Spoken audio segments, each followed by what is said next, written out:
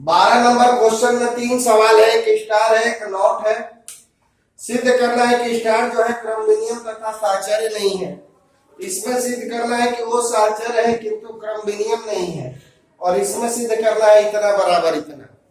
तो ए star B का value है ए माइनस बी का मॉड, और बी स्टार ए लोगे तो इसका हो जाएगा बी माइनस ए का मॉड, और हम जानते हैं कि ए माइनस बी का मॉड बराबर होता है बी माइनस ए के मॉड के। इसका मतलब कि ए स्टार बी जो है वो आपको बी स्टार ए के बराबर है। इसका मतलब कि स्टार जो है क्रमविनियम है। ए स्टार बी का मतलब ए माइनस बी का मॉड, बी स्टार ए का मतलब बी माइनस ए का मॉड, और ए स्टार बी ए माइनस बी का मॉड और बी माइनस ए का मॉड बराबर होता है, इसलिए स्टार जो है क्रमविनियम है। अब आप ए स्टार बी स्टार सी, ए स्टार बी का मतलब हो गया ए माइनस बी का मॉड स्टार सी, और इसको हम लोग क्या लिखेंगे ए माइनस बी का मॉड माइनस सी का होल मॉड। ए स्टार बी का मतलब ए माइनस बी का मॉड, स्टार सी है तो ए माइनस सी का मॉड, ये आपका आ गया इसका वैल्यू। अब हम लोग निकालेंगे इसका ए स्टार बी स्टार सी का वैल्यू हो जाएगा बी माइनस सी का मॉड, बी स्टार सी का वैल्यू हो गया बी माइनस सी का मॉड, और इसको लिखेंगे ए माइनस बी माइनस सी के मॉड का बराबर। तो हम देख रहे हैं कि ए स्टार बी स्टार सी ए स्टार बी स्टार सी के बराबर नहीं है, अतः साहचर्य नहीं। ये आपका आ गया साहचर्य नहीं है। ये वाला आपको प्रूफ करना है, सिद्ध करना है कि नॉट साहचर्य है किंतु क्रमविनियम नहीं है। तो ये वाला आप बनाएंगे। आप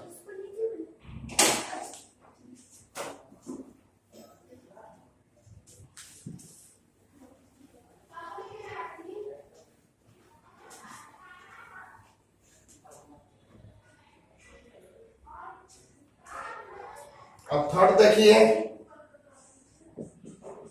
ए स्टार बी नॉट सी।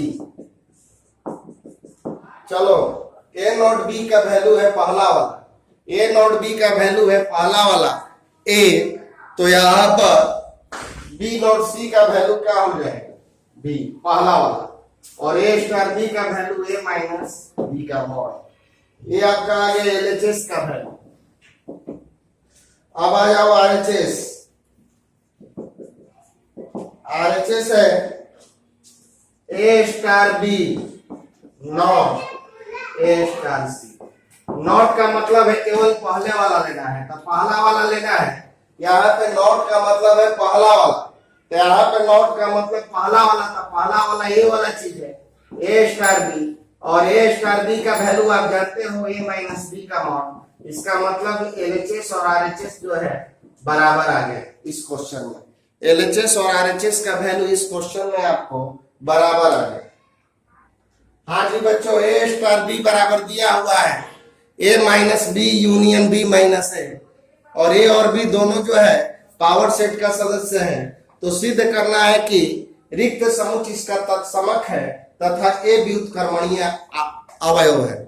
आपको सिद्ध करना है कि रिक्त समुच्चय जो है तत्समक है और ए व्युत्क्रमणीय है।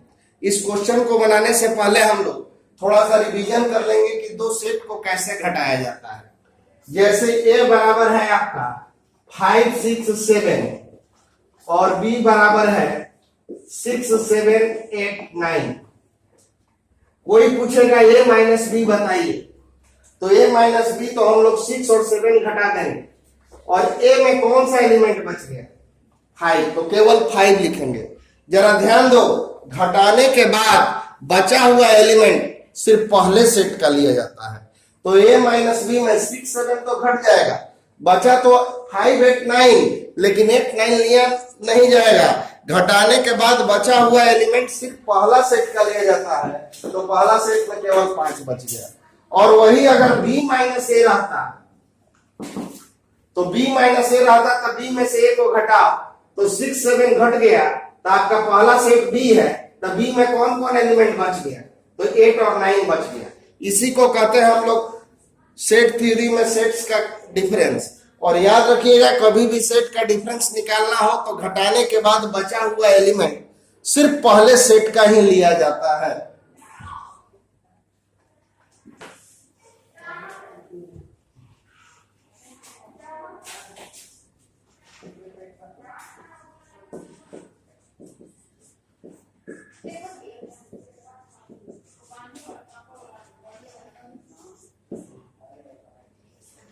अब आपको प्रूव करना है कि फाई जो है तत्समक है।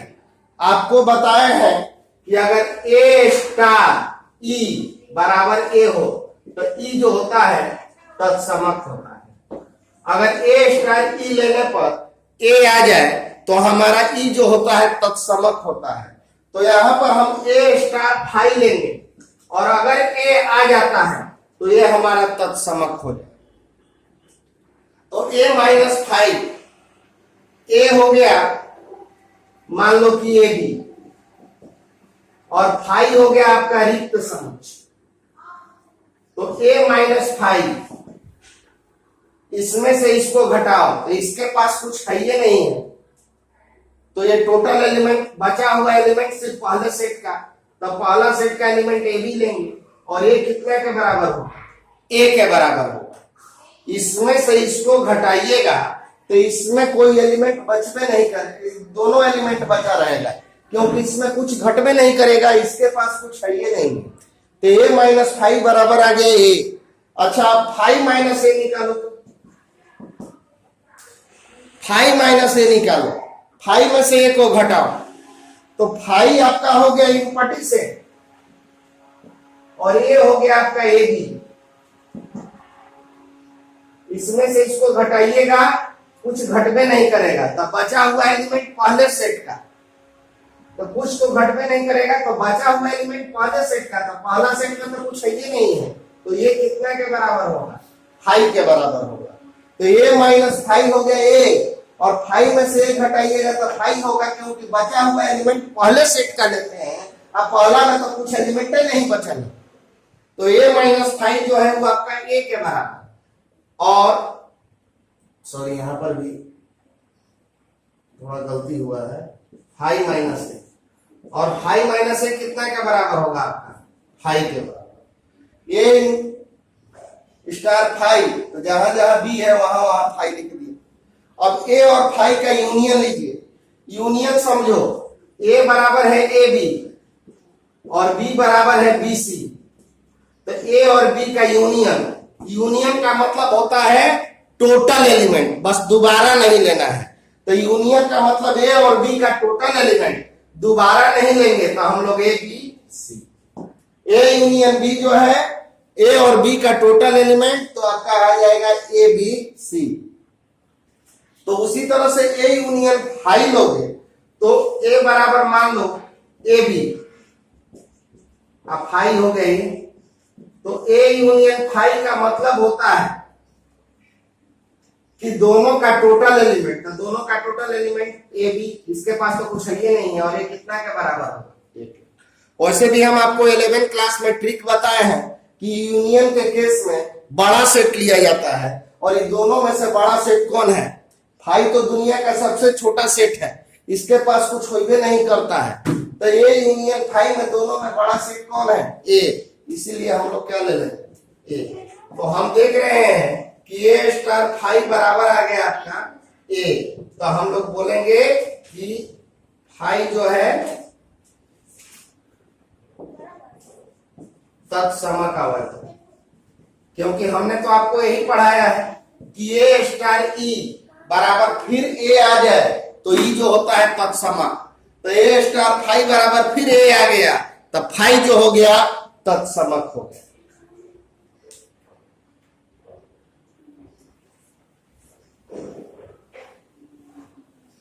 मेरा ये जो वीडियो है आप लोग उन बच्चों के पास भी पहुंचाए जो आपसे सीनियर है, जिनको जानकारी नहीं है और एयरफोर्स नेवी का तैयारी कर रहे हैं, उनको भी ये बहुत इंपॉर्टेंट चीज लगेगा। आप जैसे मैंने यहाँ पे फाइबर का मतलब बताया, यूनियन का मतलब बताया, इंटरसेक्शन का मतलब बताया, डिफरेंस का मतलब बताया, इस सवाल के माध्यम से हमने सेट का निचोड़ बता दिया, यूनियन क्या होता है, डिफरेंस क्या होता है, फाई क्या होता है। तो ये सब चीज हमेशा रिवाइज होता है, तो ये सब चीज ही आपको एयरफोर्स नेवी में आता है।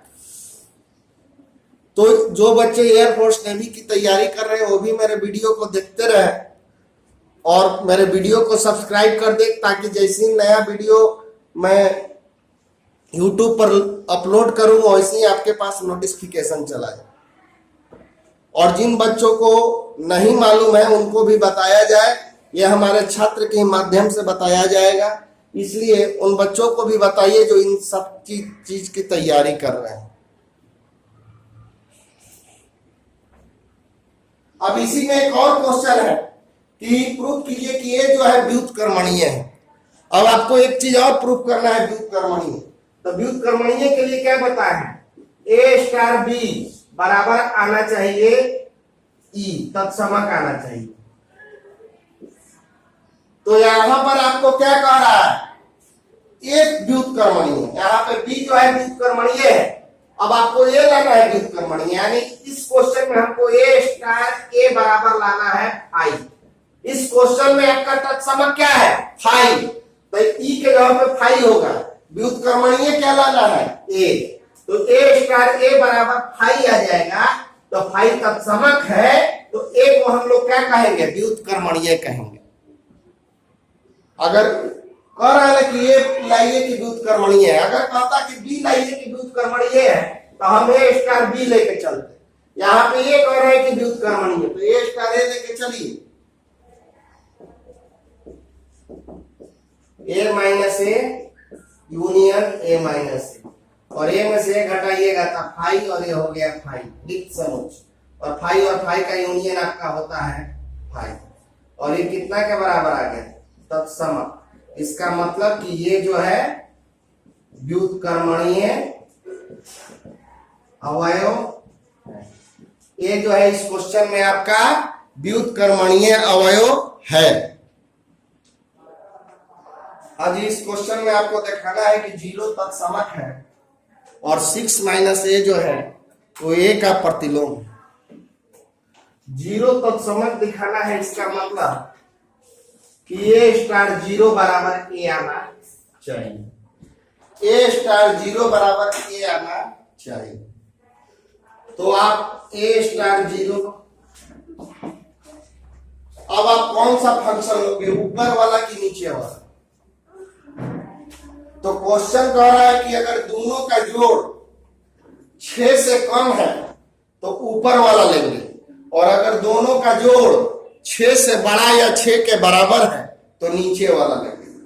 फिर से सुनिए, अगर दोनों का जोड़ a प्लस बी, मतलब इन दोनों का जोड़ 6 से कम है तो आप a वाला लेंगे, और अगर इन दोनों का जोड़ 6 से बड़ा या 6 के बराबर है तो नीचे वाला। और a आपको कहां से लेना है, इसी में से लेना है। तो बताओ कि इसमें से कोई भी संख्या लेंगे और उसको 0 के साथ जोड़ेंगे तो 6 से बड़ा आएगा कि छोटा आएगा। इसमें से कोई संख्या लीजिए और उसको 0 के साथ जोड़िए, मतलब उस संख्या प्लस 0, तो क्या आएगा आपका, 6 से छोटा ही ना आएगा। क्योंकि अगर सबसे बड़ी संख्या लीजिएगा तो 5 लीजिएगा, तो 5 और प्लस 0 5 होगा, 0 में ना जोड़ना है।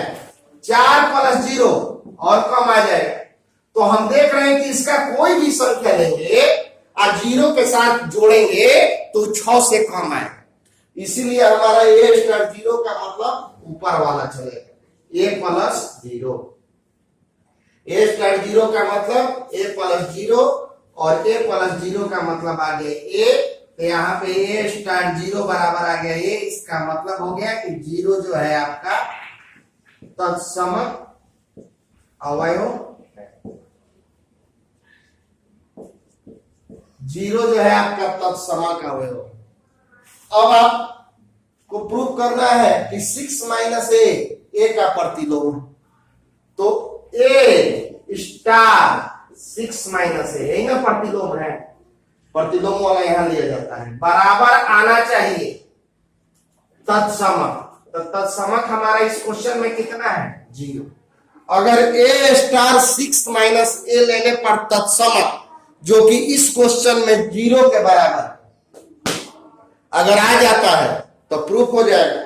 तो आप देखिए ए स्टार 6 माइनस, चलो बताओ बच्चों, इन दोनों का जोड़ 6 से कम होगा या 6 से अधिक होगा या 6 के बराबर होगा, और ए आपको यहीं से लेना है। तो इतना ऐसे ही नजर आ रहा है कि दोनों को जोड़ेंगे तो a plus 6 minus A is equal to 6। अगर आप ए के जगह पे 5 भी रखोगे तो 5 प्लस 6 माइनस 5 बराबर क्या है 6। तो हर केस में इन दोनों का जोड़ क्या आ रहा है 6 आएगा, 6 के बराबर आएगा। इन दोनों का जोड़ 6 के बराबर आ रहा है, तो 6 के बराबर आ रहा है तो आपको नीचे वाला लेना है। तो ए स्टार बी का मतलब है ए प्लस बी माइनस 6। ए स्टार बी का मतलब ए प्लस बी माइनस 6 जब 6 के बराबर है तो यहाँ पे 6 के बराबर है दोनों का जोड़, इसीलिए ए अब बी के जगह पे 6 माइनस ए माइनस 6। अरे बाबू ए स्टार बी है तो ए प्लस बी माइनस 6, ई वाला काहे लिए, क्योंकि इन दोनों का जोड़ 6 के बराबर आ रहा है, और 6 के बराबर है तो ई लेना है, और 6 से कम रहेगा तो ऊपर वाला लेना है। तो इन दोनों का जोड़ 6 के बराबर आ रहा है, इसीलिए हम ए वाला ले रहे हैं। तो ए स्टार बी था तो ए प्लस बी, और ए स्टार 6 माइनस ए है तो ए प्लस 6 माइनस ए। 6 यो में घटा है, 6 उसमें भी घट गया, तो यहाँ पे ए से ए कैंसिल, 6 से 6 कैंसिल, ये आपका 0 आ गया, तब समक आ गया। तो समक आ गया, इसका मतलब कि 6 माइनस ए जो है ए का प्रतिलोम, 6 माइनस ए जो है आपका ए का प्रतिलोम है। है कि क्या एफ और जी समान फंक्शन है, और एफ और जी का वैल्यू लेना है ए का, प्रांत लेना है ए से, इसमें से, और उसका वैल्यू निकालना चाहिए इसमें। तो देखो पहला प्रांत लीजिए, जब x बराबर -1, तो x बराबर -1 लीजिएगा तो fx का वैल्यू है x स्क्वायर माइनस x। आपको प्रांत यही ना है, प्रांत का मतलब x का वैल्यू इससे लेना है, तो हम f -1 लेंगे, तो -1 का स्क्वायर और -1 का स्क्वायर हो गया 1, आया हो गया 1, ये जोड़ोगे तो आपका आ गया 2। तो f -1 का वैल्यू आ गया 2। जरा g -1 निकालो तो gx बराबर क्या है 2x माइनस हाफ -1। तो g -1 लोगे तो क्या हो जाएगा 2 -1 माइनस हाफ -1, यानी हो गया 2 -3/2 -1, यानी ये आपका आ गया 2 3/2 -1। ये कैंसिल करा दो, 3 में से 1 गया 2। तो देखो बच्चों f -1 का भी वैल्यू 2 आ गया और g -1 का भी वैल्यू 2 आ गया, यानी -1 पे दोनों का वैल्यू बराबर है। अब आप चेक करोगे x बराबर 0 पर, x बराबर 0 पे चेक करो,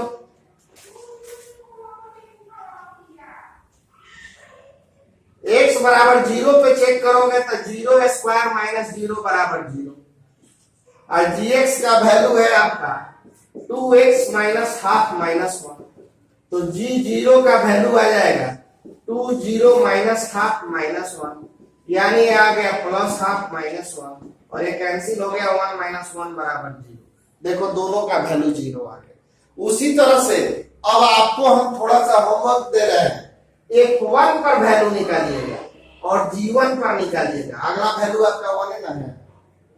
इस सब का वैल्यू जरा नोटिस करो, इसमें से आ रहा है, जैसे इसका वैल्यू 0 आया और पिछले वाला सवाल का वैल्यू आपको क्या आया था 2 आया था। तो जब भी वैल्यू आएगा तो इसी में से कोई आएगा, तो f1 g1 लोगे तो अभी दोनों में से कोई एक होगा, और दोनों का वैल्यू सेम आएगा। f1 बराबर आना चाहिए g1 के, और फिर आप f2 निकालोगे या g2 निकालोगे, यो दोनों का वैल्यू आपको बराबर आ जाना चाहिए। जब यो दोनों का वैल्यू बराबर आ जाएगा तब नीचे आप लिख दीजिएगा कि अतः f और g समान फलन है, क्योंकि चारों का वैल्यू लेने पे चारों का वैल्यू सेम आ रहा है, इसलिए जो है आपका समान फंक्शन कहलाएगा। कितने संबंध होंगे क्वेश्चन बोल रहा है, इसमें आपको समतुल्य होना चाहिए, समित होना चाहिए, संक्रामक नहीं होना चाहिए। ऐसे कितने क्वेश्चन होंगे, इसका आंसर बताना है आप। R1 पहला संबंध है, 1 2 भी रखना है, 1 3 भी रखना है, तो समित के लिए हम 3 1 भी रखेंगे, 2 1 भी रखेंगे, और समतुल्य के लिए 1 1 2 2 3 3 रखना ही होगा। तो देखो ये संबंध समतुल्य है, समित है, अच्छा अब संक्रामक है कि नहीं है ये देख लिया जाए। तो 1 2 है R में, 2 1 भी है R में, ये कैंसिल करो तो 1 1 भी आ जा रहा है R में। और अगर हम 1 3 ले रहे हैं,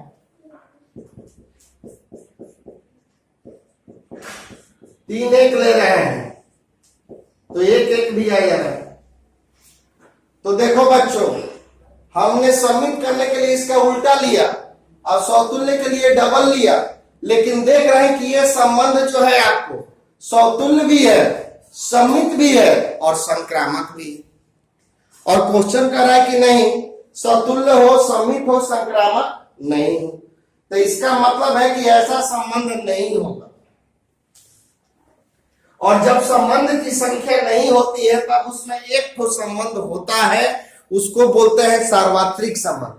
संबंध की संख्या कभी 0 नहीं होता है, जो कंडीशन कर रहा है उस पर कोई संबंध नहीं है। तो जब कोई संबंध नहीं है तो संबंध की संख्या आपका 1 होगा,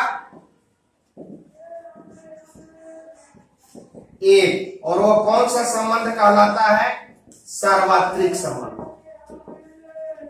इसमें मात्र एक वो संबंध होगा जो इस कंडीशन को फुलफिल अगर नहीं कर रहा है तो ऐसा कोई संबंध नहीं होगा। तो जब कोई भी संबंध नहीं रहे तो उसमें संबंध की संख्या 1 होता है, संबंध की संख्या कभी 0 नहीं होता है। जब कुछ नहीं रहेगा तो 1 रहेगा।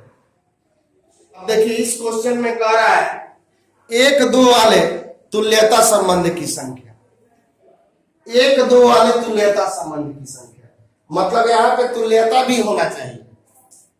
तो तुल्यता भी होना चाहिए मतलब समतुल्य भी, समित भी और संक्रामक भी, और उसमें 1 2 जरूर होना चाहिए। तो पहला संबंध आपका हो जाएगा 1 2 है, तो समित के लिए क्या लोगे, 2 1 लोगे, और संक्रामक के लिए 1 1 का 2 2 दोनों लेना पड़ेगा। समित के लिए हमने इसका उल्टा लिया और समतुल्य के लिए दोनों का डबल। अब ये देखो संबंध जो है आपका समतुल्य भी है, समित भी है, संक्रामक भी है, इसलिए तुल्यता हो गया। तो ये वो संबंध हो गया। ये कैसे समतुल्य है, 1 1 है, 2 2 है, जितना इसमें एलिमेंट है सबका डबल है, 2 है, 1 2 का उल्टा 2 1 भी है, तो समित भी है और संक्रामक भी है। 1 2 और 2 1, तो ये कैंसिल करो तो 1 1 है ना, तो ये तीनों संबंध पालन कर रहा है, इसलिए हो गया। अच्छा एक और होगा, क्योंकि यहाँ पे 3 एलिमेंट है, तो एक और हम ले सकते हैं, 1 2, 1 2 का उल्टा 2 1, 1 3, 1 3 का उल्टा 3 1, 1 1, 2 2, 3 3, 3 2। देखिए ये भी एक तुल्यता संबंध हो गया और ये भी 1 2 रख रहा है, तो 1 2 वाला ये भी हो गया और 1 2 वाला ये भी हो गया। तुल्यता क्या है, सबका डबल है, जितना इसमें एलिमेंट है सबका डबल है। समित इसलिए है कि सबका अपोजिट भी है, और संक्रामक 2 से 2 खत्म 1 1, 3 से 3 खत्म 1 1, 2 से 2 खत्म 3 3। तो आपको यहाँ पे संबंधों की संख्या हो जाएगा 1 को R1 और 1 को R2, यानी इसमें संबंधों की संख्या होगा 2। पिछले वाला में एक भी संबंध नहीं था, तो वहां पे सार्वत्रिक संबंध कहेंगे 1। पूछ रहा है, पहले तो आपका क्वेश्चन में गलत है, हिंदी मीडियम में दोनों तरफ बड़ा ब्रैकेट दिया हुआ है जबकि इधर छोटा ब्रैकेट, और पूछ रहा है कि गॉक और पॉक का मान 0 और 1 में संपाती है।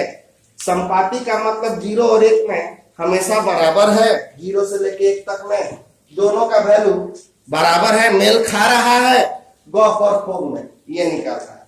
और जीएक्स का मतलब आप जानते हैं महत्तम पूर्णांक फलन। जीएक्स का मतलब होता है महत्तम पूर्णांक फलन।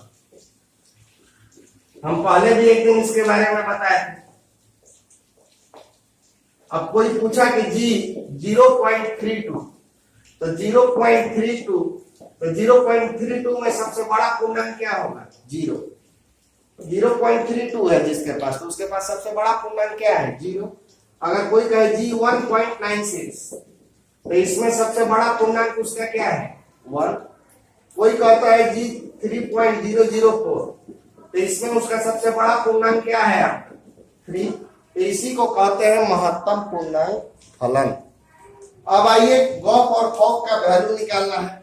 जब x का वैल्यू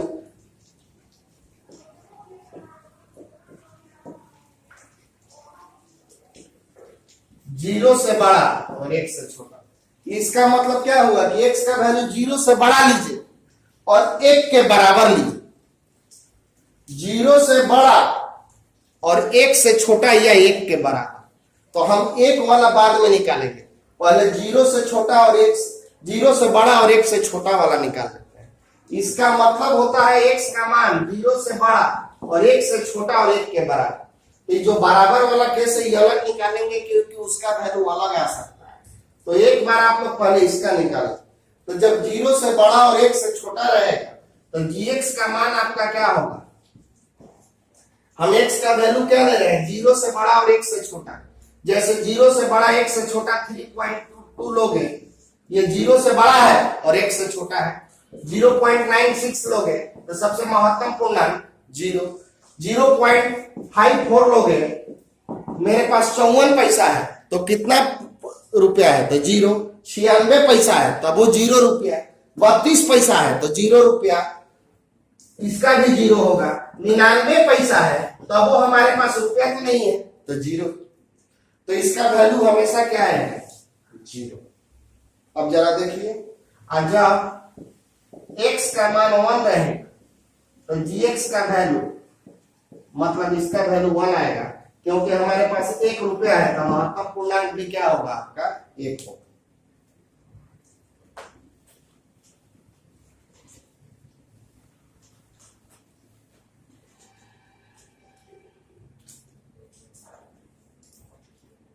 जब x का वैल्यू 0 से बड़ा और 1 से छोटा, गॉफ का वैल्यू निकालिए, फॉग का f इंटू gx। और क्वेश्चन कह रहा है कि जब gx का वैल्यू 0 और 1 से बड़ा बीच में रहेगा तो इसका वैल्यू हो जाएगा 0। अब फंक्शन कहता है कि f0 का वैल्यू, x के जगह पे 0 रखोगे तो f0 का वैल्यू कितना आएगा? 0। और x का मान 0 के बराबर है, x का मान 0 के बराबर है तो फंक्शन का वैल्यू कितना आएगा? 0।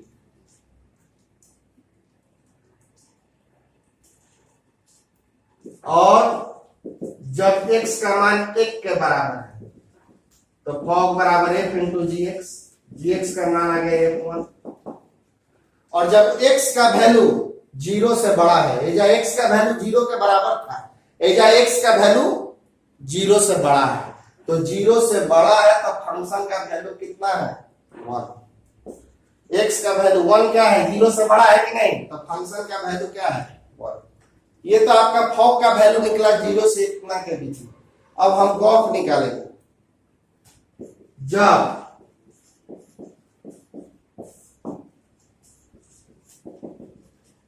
g इंटू एफ एक्स, बच्चों x का मान 0 से बड़ा है और क्वेश्चन कह रहा है कि अगर x का मान 0 से बड़ा रहेगा, ये x जो है इसका मान क्या है? आप पढ़ो, 0 से बड़ा। और क्वेश्चन कह रहा है कि अगर x 0 से बड़ा है तो फंक्शन का वैल्यू कितना होगा? 1। यहाँ पर x क्या है? 0 से बड़ा है। और क्वेश्चन कह रहा है कि अगर x का मान 0 से बड़ा है तो फंक्शन का वैल्यू f ना है, तो f के बारे में सोचना है, तो फंक्शन का वैल्यू कितना लोगे? 1। और g1 का वैल्यू हम क्या देख रहे हैं? महत्तम पूर्णांक 1 का वैल्यू। तो देखो क्वेश्चन में जब 0 से 1 के बीच में ले रहे हैं तो फॉक का वैल्यू 0 आ रहा है, लेकिन गॉप का वैल्यू 1 आ रहा है। और जब x का मान 1 तो गॉप g इंटू एफ एक्स। यहां पर भी x क्या है आपका 1 है, x 1 है, 1 क्या है 0 से बड़ा है कि नहीं, x का मान 1 है तो ये 1 है तो 0 से बड़ा है कि छोटा है, बड़ा है, तो बड़ा है तो x का मान 0 से बड़ा कर रहा है तो 1 के जगह पे क्या लेंगे 1, तो g1 का वैल्यू क्या आ गया आपका 1। देखिए इसका वैल्यू कभी 0 और कभी 1 आ रहा है और इसका कभी हमेशा वैल्यू क्या आ रहा है 1 आ रहा है। इसका जो है x बराबर 1 पे दोनों समपाती है, लेकिन 0 और 1 के बीच में हम लिखेंगे जब x का मान 0 और 1 के बीच है तो गॉप बराबर फॉक नहीं है, अतः यह संपाती, अतः यह 0 और 1 में संपाती नहीं, 0 और 1 में यह आपका क्या होगा संपाती नहीं होगा। फिर से देख लो एक बार, जब x का मान 0 और 1 के बीच में रहेगा तो gx का मान 0 और जब x का मान 1 रखोगे तब वैल्यू 1, फॉक वो हटाओ इंटू रखो gx। अब gx का वैल्यू x का मान 0 से 1 के बीच में तो क्या बोल दिया है gx की जगह पे 0 लोगे, x का मान क्या है 0, x का मान 0 रहेगा तो f का वैल्यू क्या होगा, f का वैल्यू देखना होगा तेजा से, तो x का g मान 0 है, यही ना x का मान 0 है तो फंक्शन का वैल्यू 0। जब x बराबर 1 तेजा 1 रखोगे तो 1 का वैल्यू आपका gx का 1 आ रहा है, ये क्या है 0 से बड़ा है और 0 से बड़ा है तो फंक्शन का वैल्यू कितना आप लिखोगे 1।